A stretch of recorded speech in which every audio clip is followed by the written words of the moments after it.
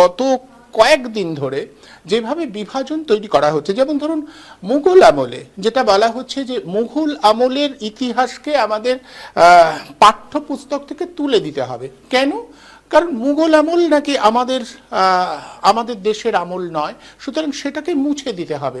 ঠিক এই পরিপ্রেক্ষিতে মুঘলের যারা বংশধর এখনো আমাদের দেশে রয়েছেন তাদেরই মধ্যে একজন খুব উদ্বিগ্ন হয়ে, খুব যন্ত্রণাদীর্ণ হয়ে, মানে তাদেরই বংশধর, তিনিও একেবারে জীবনের একেবারে শেষ প্রান্তে এসে পৌঁছেছেন। আজ তিনি প্রশ্ন করছেন যে মুঘল সম্রাটদের মধ্যে এমন একজন কাউকে দেখাতে পারবেন যিনি আমাদের দেশের সম্পত্তি লুট করে নিয়ে চলে গেছে? একজন সম্রাটকে দেখেন না যিনি সম্পত্তি লুট করে নিয়ে গেছেন। খুব যন্ত্রণাকাতর ভাবে তিনি বলছেন যে তাজমহল কিংবা লালকেল্লা এগুলো যে তৈরি হয়েছে সেগুলো তো এখানেই রয়েছে, সেগুলো তো আমাদের সরকারকে রেভিনিউ দেয়। তাহলে তারপরে আমি দেখাবো জাভেদ আখতারকে যেভাবে আক্রমণ করেছে, সেই জাভেদ আখতার যিনি পাকিস্তানে গিয়ে পাকিস্তানের উগ্রপন্থার বিরুদ্ধে আমাদের দেশের নাগরিক হিসেবে বক্তব্য রাখছে, তাদের বিরুদ্ধে একের পর এক আক্রমণ চলছে। এবং ওই যে বললাম বুকার পুরস্কার প্রাপ্ত, আমি সেই ছবিটাও একটু দেখাবো, আমি এক এক করে একটু দেখাবো এবং তারপরে আবার আপনাদের কাছে আলোচনায় আসবো। দেখুন, মুঘলদের একজন বংশধর, তাদেরই গৃহবধূ, তিনি কি বলছেন, তিনি কতটা যন্ত্রণা ক্লিষ্ট। তিনি বারবার করে এটা বলছেন যে আপনারা আমাদের বলুন যে কোন সম্রাট আমাদের এখান থেকে কিছু নিয়ে গেছে। সবাই তো এখানকার মানুষ ছিলেন, তারা তো এদেশের নাগরিক হয়ে উঠেছিলেন, তারা তো ভারতকে নিজেদের দেশ বলে মনে করছিলেন। আমি পিসিআরকে বলবো যদি দেখানো যায়, ছবিটা আছে দেখুন। अस्सलाम वालेकुम, मैं सुल्ताना बेगम बहादुर शाह जफर की बहू बोल रही हूँ। जैसे कि आजकल बहुत से सुनने में आ रहा है कि मुगल लुटेरे थे, एक भी मुगल बादशाहों का नाम लीजिए कि वो लूट के वो कहाँ ले गए। तो मीडिया वाले भी आते हैं तो मुझसे पूछते हैं मुगल लूट कर ले गए, मुगल लूट के। भैया ये जो सवाल उठता है तो मुगल कहाँ ले गए, एक भी मुगल का नाम बताएं। और आज भी जैसे लाल किला है, हुमायूं का मकबरा है, आगरे का ताजमहल है और फतेहपुर सीकरी है, आज भी इनमें से रेवेन्यू देती आई है हिंदुस्तान को। और जो ब्रिटिश गवर्नमेंट यहाँ से लाल किले का जो शीश महल था उसमें से सब कुछ लेकर चली गई और कोहिनूर यहाँ से चला गया, तो उसके बारे में कोई क्यों नहीं वो उठाते बात कि अंग्रेज यहाँ से लूट के ले गए, अंग्रेज लूट कर ले गए। मुगल जो थे वो मुसलमान थे, इन लोगों को बदनाम करो तो एक भी बादशाह का नाम बता दे तो मैं उसको तस्लीम कर लूंगी। आप लोग को शर्म नहीं आती है कि अंग्रेज का गुण गाते हुए कि अंग्रेजों ने क्या नहीं किया, हर एक के ऊपर जुल्म किया। आज जालियांवाला बाग भूल गए, जो औरतें बच्चे ले लेकर कुएं में कूद गईं, बहुत से मर्द कूद गए, एक जल्लाद की तरह उन्होंने काम किया और उनका आप लोग शुक्रिया अदा करते हैं, उनका वाहवाही करते हैं। आप लोगों को शर्म नहीं आती है? আমরা শুনলাম, এবার আমি দেখাতে বলবো মানে কত কষ্ট, কত যন্ত্রণা নিয়ে তিনি বলছেন। দ্বিতীয় বাহাদুর শাহের পরিবারের একজন গৃহবধূ, তিনি বলছেন আজ আমাদের এটা শুনতে হবে, অথচ ইংরেজরা এখান থেকে যে সম্পত্তি লুটে নিয়ে গেল তা নিয়ে কারোর কোনো কথা নেই, কেউ কিছু বলবেন না। আমি আলোচনায় আসবার আগে আরেকবার দেখাবার চেষ্টা করবো যে জাভেদ আখতার তিনি পাকিস্তানে গিয়ে কি বলেছিলেন, পিসিআরকে বলবো যদি দেখানো যায়। ये जानने में इंटरेस्टेड नहीं हूं कि भारत माता की जय कहना मेरा कर्तव्य है कि नहीं, ये मैं जानना भी नहीं चाहता, इसलिए कि ये मेरा कर्तव्य नहीं, मेरा अधिकार। और मैं कहता हूं भारत माता की जय, भारत माता की जय, भारत माता की जय। अच्छा वक्त, बुरा वक्त, कैसा भी वक्त हो गुजर जाता है। तो ये 6 साल भी गुजर गए और ऐसे गुजरे कि लगा कि मैंने 6 बार आंखें झपकाई हैं, इतनी तेजी से निकल गए। लेकिन इस तेजी में भी जो कुछ देखने को मुझे मिला वो मैं जिंदगी भर अपने दिल में, अपने जहन में संभाल के रखूंगा, वो बड़ी कीमती चीज है। मैंने यहाँ लीडर ऑफ द ऑपोजिशन और उसके बाद leader of the house Shri Arun Jaitley की स्कॉलरली स्पीचेस सुनी। मैंने यहाँ चिदम्बरम साहब और कपिल सिब्बल साहब का इनके साथ डिबेट सुनी। मैंने यहाँ बिंद्रा करात और सीताराम येचूरी की पैशनेट और लॉजिकल तकरीरें सुनी। मैंने यहाँ श्री रविशंकर प्रसाद के विट को देखा। यहाँ राम गोपाल यादव साहब जो सख्त से सख्त बात नर्म से नर्म लहजे में कह सकते हैं, उनकी बातें सुनी। और भी सुनता, लेकिन मुझे एक রাজ্যসভার সদস্য হিসেবে জাভেদ আখতার বলছেন তিনি ভারত মাতা কি জয় বলতে একটু মানে বলছেন এটা তো আমি বলবোই, এটা তো আমার দায়িত্ব, এটা তো অসুবিধা কি। সেই মানুষটিকে একের পর এক আক্রমণ করা হচ্ছে, বলা হচ্ছে পাকিস্তান জিতলে আপনার তো কষ্ট হবে।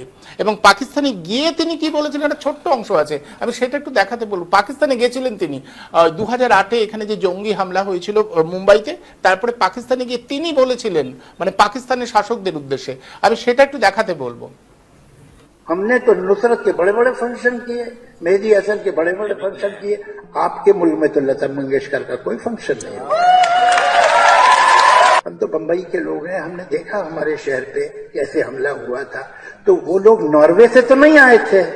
हमने तो नुसरत के बड़े बड़े फंक्शन किए, मेहदी हसन के बड़े बड़े फंक्शन किए, आपके मुल्क में तो लता मंगेशकर का कोई फंक्शन नहीं है।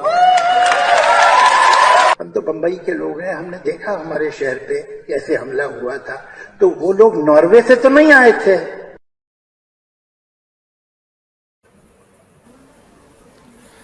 পাকিস্তানে গিয়ে সেখানকার মানুষকে, সেখানকার শাসক বর্গের যারা রয়েছেন তাদেরকে অভিযোগের আঙুল তুলে বলছেন যে মুম্বাইতে যে হামলা হয়েছে নরওয়ে থেকে এসে করেনি, আপনাদের দেশ থেকে গিয়ে করেছিল। ভারতের হয়ে জাভেদ আখতার এই কথাটা বলছেন, সেই জাভেদ আখতারকেও আক্রমণ করতে ছাড়ছেন না। মিলা, কিন্তু আমি শুধু এটুকু বুঝতে চাইবো যে এই যে গোটা পরিমণ্ডলটা তৈরি হয়েছে, কোথাও মনে হয় না যে এগুলোকে দেখেই আমরা এই ব্যবধানটাকে ভেঙে দিতে পারি? যদি না ভেঙে দিতে পারি তাহলে সত্যি আমাদের আর কিছু বলার নেই, মানে সত্যি আমাদের হতাশার আর কোনো শেষ থাকবে না। এই দৃশ্যগুলো দেখবার পর দ্বিতীয় বাহাদুর শাহের যে বংশের মানুষ, তিনি যেটা বলছেন, যে যন্ত্রণা নিয়ে তিনি আজ বলছেন, জাভেদ আখতার যে ভূমিকা নিয়েছেন, তারপরেও যদি তাকে প্রশ্ন করা হয় যে তিনি পাকিস্তানের প্রতি কতটা দুর্বল, তাহলে তার সত্যি কিছু বলার নেই। কি দিয়ে আমরা এই ব্যবধানটাকে আটকাবো? এবং এখন আপনাকে আমি উল্লেখ করে দিই, এখন আপনাকে মিরাতুন নাহার, এ রাজ্যে মিরাতুন নাহারকেও এরকম একটা আখ্যান তৈরি, এরকম একটা বয়ান তৈরি করবার, তিনিও নাকি পাকিস্তানের মানুষ, তার ধর্ম পরিচয়টা ক্রমশ সামনে আসছে, কিছু কিছু মিডিয়া এটা চেষ্টা করছে সামনে আনবার। একেবারে সরাসরি সে প্রচেষ্টার সম্মুখীন আমি হয়েছি এবং আমারও চ্যালেঞ্জ দেখাতে হবে। এই প্রসঙ্গে একটা উক্তি করতেই হয়, সেটা হলো যে ইসলাম ধর্মাবলম্বী পরিবারে যার জন্ম, তার ধর্মবিশ্বাস যাই হোক না কেন, পরিবারে জন্ম মানেই সে ইসলাম ধর্মাবলম্বী।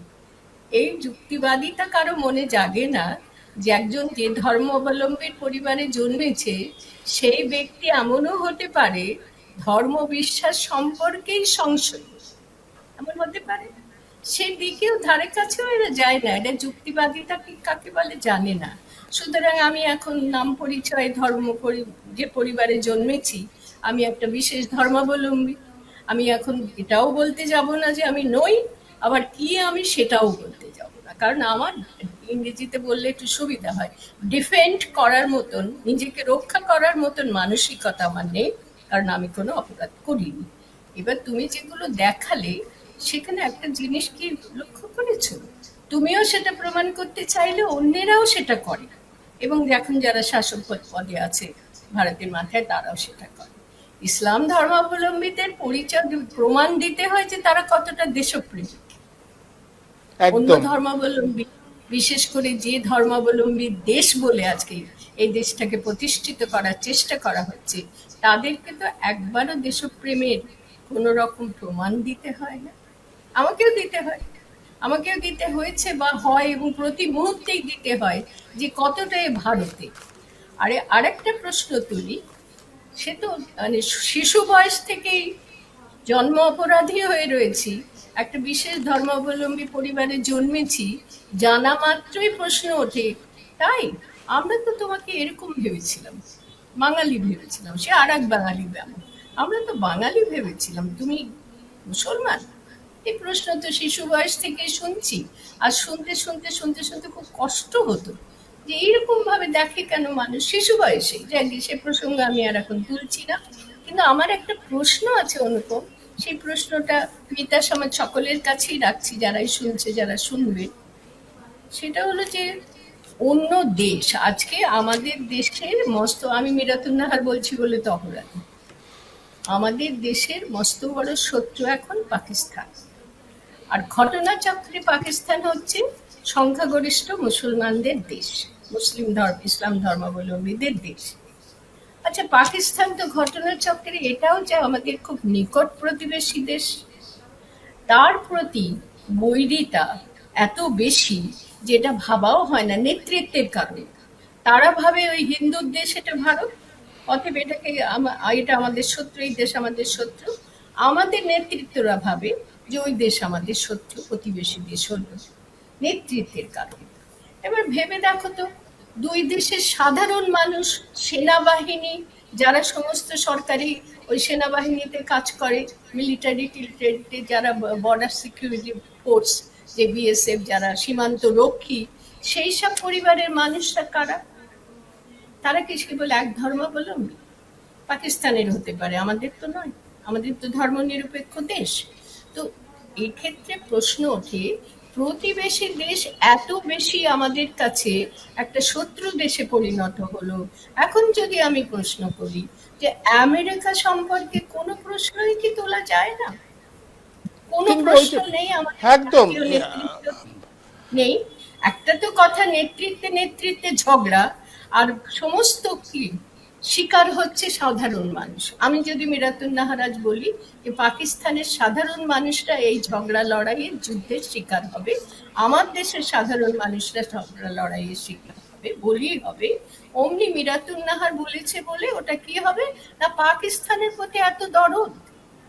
আরে বাবা, পাকিস্তান নেতৃত্বদের আমরা সমালোচনা করছি, সাধারণ মানুষ তো সেই নেতৃত্বের অপরাধে শিকার হচ্ছে, দুই দেশেই হচ্ছে, এদেশেও হচ্ছে ওদেশেও হচ্ছে। আমি একটা তথ্যচিত্র দেখেছিলাম, আমি এক্ষুনি নামটা মনে করতে পারছি না, খুব বিখ্যাত মানুষ, আমাদের ভারতীয় মানুষ, তিনি তথ্যচিত্রটা করেছিলেন, the seventh man. The seventh man তিনি প্রতিষ্ঠা করে দিয়েছিলেন প্রতি 7 জনে একজন করে মুসলমান ভারতীয়দের মধ্যে, এবং তাদের অবদান। এবং পাকিস্তানে আমি আমি আমি বলছি মিরাতুন্দি, পাকিস্তানে এখন যারা বলছেন পাকিস্তানের প্রত্যেকের দেহ টুকরো টুকরো হলে তারা খুশি হবেন, যারা হিন্দুত্বের জিগির তুলছেন, তারা হয়তো জানেনই না যে পাকিস্তানে, আমি বলছি তথ্য ঘেটে বলছি, 52 লক্ষ হিন্দু পরিবার পাকিস্তানে আছে। তারা কি তাদেরও দেহ ছিন্ন ভিন্ন দেখতে চাইছে? এরা, আমি জানি না, এরা কিচ্ছু মানে এরা পরিসংখ্যান রাখে না। এমন একটা তুলে ধরা হয় যে ওই দেশটা, ওদের হচ্ছে নিঃশত্রুর মতো নিহিন্দু দেশ, ওখানে হিন্দু ধর্মাবলম্বী কেউ নেই, কিন্তু তাদের স্বার্থের কথা, তারা কি করে ওখানে নিরাপদে জীবনযাপন করবে, বরং দেখানো হয় যে ওরা তো ওদের সব শেষ করে দিয়েছে, নিকেশ করে দিয়েছে, এই টাইপের। এই কথা বললে আমি আবার দোষী হয়ে যাব, অপরাধী হয়ে যাব, কারণ আমার নাম মিরাতুন্নাহার। তো কিছু করার নেই, আমার কিছু করার নেই, শুধু বলার আছে আমেরিকা বা যত উন্নত দেশ আছে আমাদের পৃথিবীতে, পাকিস্তান তো সেই উন্নত দেশের মধ্যে নয়। একদম। পাকিস্তান হচ্ছে এমন একটা দেশ, অন্য দেশ নির্ভর, ভারতও তাই। এবারে এখন যদি ভারতের এত মহিমা, এত যুদ্ধ ইত্যাদি করার মতন উপকরণ তার হাতে রয়েছে, মানুষকে খেতে দিতে পারে না, চিকিৎসা দিতে পারে না, পথঘাট দিতে পারে না, কোনো কিছুই, শিক্ষা ব্যবস্থা ধ্বংস, চিকিৎসা ব্যবস্থা ধ্বংস হয়ে যাচ্ছে, মানুষের দৈনন্দিন, যেটা মিতা বলছিল, মৌলিক অধিকারগুলোর দিকে তাকায় না, সমস্যাটা কোথায় জট বেঁধে যাচ্ছে না ওই আমরা ওরা হিন্দু আর আমরা মুসলমান, আমরা মুসলমান ওরা হিন্দু, মানুষকে এটার মধ্যে ঢুকিয়ে দিচ্ছে। মানুষ ভুলে যাক যে তার পেটে খাবার নেই, তার খিদের খাবার নেই, তার তৃষ্ণার জল নেই, তার জায়গা নেই মাথা গুঁজবার, এসব ভুলে যাক। এই কথা অনেকবার বলা হচ্ছে, কিন্তু এটা তো সত্য। গণতান্ত্রিক দেশে তুমি জনগণের অধিকারকে মান্যতা দিচ্ছ না, জনগণকে বলে দিচ্ছ ডিভাইড হয়ে যাও, বিভিন্ন হয়ে যাও। তো বিভিন্ন করতে করতে তুমি একটা সূত্রে কেন আটকে যাচ্ছ? সব দিক থেকে ভিন্নত্ব করে দাও, তাহলে সমস্ত দিক থেকে করে দাও, একটা কেন, একটা সূত্র কেন?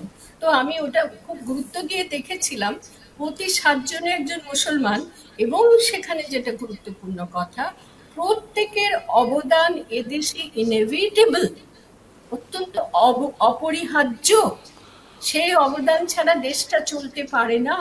তুমি জাভেদ আখতারের কথা বলছিলে, জাভেদ আখতার, তার স্ত্রী, তাদের পরিবার, তাদের অবদান এদেশে শিল্প একদম। সংস্কৃতি সমস্ত ক্ষেত্রে কোনোভাবে অস্বীকার করা যায়? কত মানুষ আছেন শিল্প সংস্কৃতি সাহিত্য ক্ষেত্রে তাদের অবদান। আমি আমার ব্যক্তি জীবন সম্পর্কে বলি, ছোটবেলা দেশভাগের পরে জন্মেছি। ছোটবেলা বাবা সরকারি কর্মচারী ছিলেন, অপশন পেলেন সরকারদের, এই ধর্মনিরপেক্ষ দেশ বলে। আর এখনকার দেশ হলে, এখন যে হিন্দুবাদী দেশ হতে যাচ্ছে সেই হলে হতো না, ধর্মনিরপেক্ষ দেশ বলে, যেহেতু উনি ধর্ম পরিচয় মুসলমান, সরকারি সেন্ট্রাল গভর্নমেন্টের কর্মচারী, এনাকে অপশন দেওয়া হোক, পাকিস্তানে চাইলে উনি যেতে পারেন।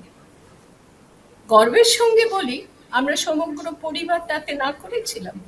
আমি তখন সদ্য দেশভাগ হয়েছে, জন্মাইনি আমি একদম। তখনও, কিন্তু আমার মা দৃঢ়তার সঙ্গে বলেছিলেন দেশ ছাড়বো না, নিজের দেশ ছেড়ে কোথাও যাবো না, চাকরির কারণেও না, যতই দিক না কেন, বাবাও জানেন। তাহলে সেই আমাদের এখন পরিচয় দিতে, পরীক্ষা দিতে হবে যে আমরা কতটা দেশপ্রেমিক। আমরা আমাকে তো বলা হয়েছে আমি নাকি নাগরিক মিছিলে হেঁটেছি, পাকিস্তানপন্থী, আমি দেশদ্রোহী। কি স্লোগান ছিল না, যুদ্ধ চাই না, শান্তি চাই।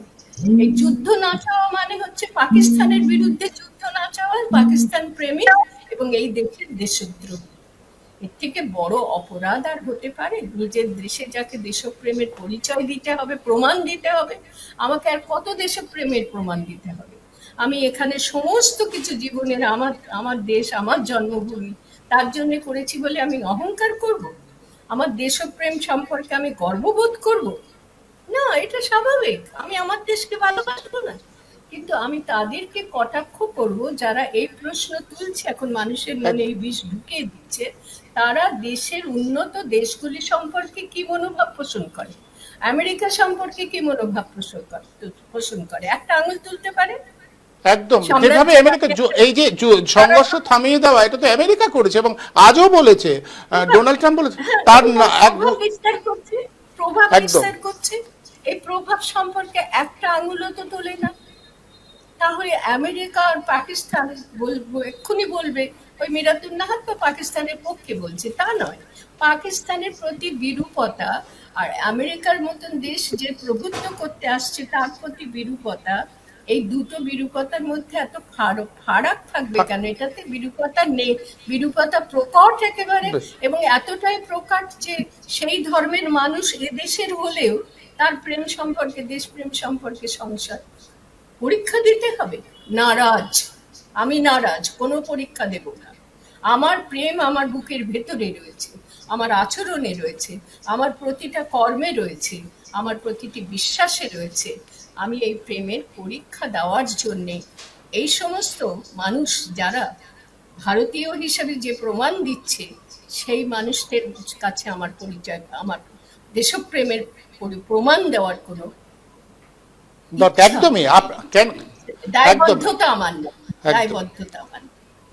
এদেশের নাগরিক আপনাদের আবার নতুন করে কেন প্রমাণ দিতে হবে? সত্যি তো, আমি শুধু এটুকু বলে রাখি, যারা হিন্দু, নাগরিক নয়, জন্মেছি এদেশে, একদম, এবং এদেশেই মাটিটাই আমার শিকড়। আমি কেন অন্য দেশে যেতে যাব? আরেকটা কথা বলি, যে দেশের মানুষরা তাদের সন্তানদের আমেরিকা, লন্ডন, জার্মান, অমুক তমুক দেশে পাঠিয়ে দিয়ে বসে আছে, সন্তানদের কয়েক প্রজন্ম, একদম, আমি জানি এটা। আজকে তাহলে ভিন্ন ভিন্ন দেশের, উন্নত দেশের প্রতি লোলু। আমার সন্তান এখানে কেন কষ্ট ভোগ করবে, নিজের দেশে কেন কষ্ট ভোগ করবে? আমরা তো কখনো, আমি নিজে যেতে পারতাম, আমাদের পরিবারের সকলেই খুব শিক্ষিত সুপ্রতিষ্ঠিত মানুষ, যেতে পারতেন, বিদেশে গিয়ে থাকতে পারতেন। আমরা অবহেলায় সেটা ত্যাগ করেছি। এরপরেও দেশপ্রেমের কথা এরা বলে কোন মুখে? ফিরিয়ে আনুক তো, যে অন্য যে সমস্ত ছেলেমেয়েরা আমাদের বিভিন্ন দেশে গিয়ে সুখ ভোগ করছে, তাদের ফিরিয়ে আনুক তো দেশে। একদম। আমি আজকে তাড়াতাড়ি আমার অনুষ্ঠানটা শেষ করব। আমি মিতাদির কাছে খুব সংক্ষেপে, মিতাদি, এটা বোধহয় আমাদের জবাব দিতে হবে যে কেন জাভেদ আখতারকে, কেন মিরাতুন নাহারকে বারবার বলতে হবে যে আমি নেই? এটাই তো, এই যে আমি দেখালাম, এটা তো সত্যি কোনো কোনো সময় মনে হয় কেন এটা দেখাতে হবে যে উনি ওই দেশের, উনি তো, সেটাই তো স্বাভাবিক, উনি তো বলবেন, এগুলো প্রমাণস্বরূপ দেখাতে হবে কেন যে তিনি, জাভেদ আখতার আমাদের দেশের মানুষ, মিরাতুন নাহার আমাদের দেশের। এই যে আমি ছবিটা দেখাতে বলবো, যে এই যে ছবিটা আমাদের দেশের কন্নড় কন্নড় ভাষায় যিনি সাহিত্য রচনা করে বুকার পুরস্কার পেয়েছেন, আমাদের দেশের মান উজ্জ্বল করেছে। এই যে বিনা মুস্তাফ, তিনি যে কন্নড় ভাষায় লিখেছেন, তিনি আমাদের দেশের মুখ উজ্জ্বল করেননি। এই উজ্জ্বল মুখটা আমরা মাথায় রাখবো না? হিন্দু মুসলমান ব্যবধান শুধু করে যাব? আমি ঠিক এটা নিয়ে বলবো মিতাদি, এই যদি হয় তাহলে কোথায় যাব? আমি এরপরের অনুষ্ঠান শেষ করতে হবে আমাকে, খুব সংক্ষেপে আপনি যদি বলেন কেন মিরাতুন নাহারকে এখনো এটা বলতাম।